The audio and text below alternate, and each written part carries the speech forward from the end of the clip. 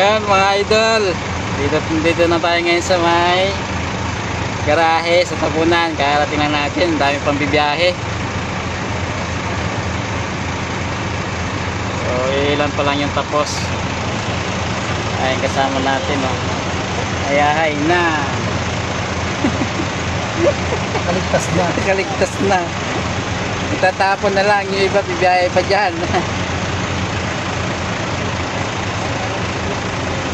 Maganda talaga yung nakakalamang ng konti.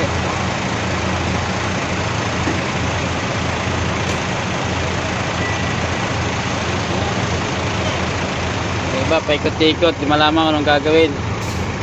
Wala pang longdam eh.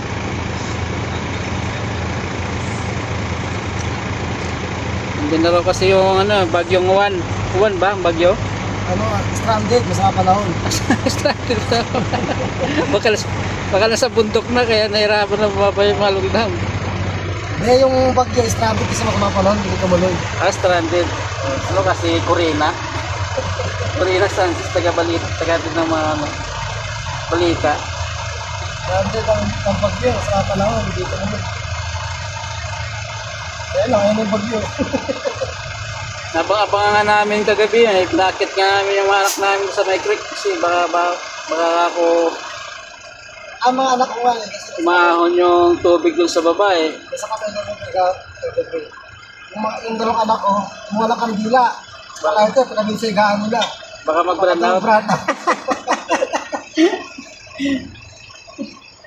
Eh sa amin naman, sabi ko sa misis ko yung yung solar, yung tina-charge. Eh pala wala na, umusok na daw. Tinapon na daw. Bili na ako isang daan sa Shopee.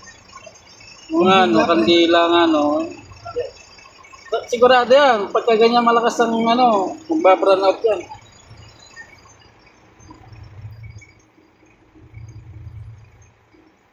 Ano oras na ba? 12 na.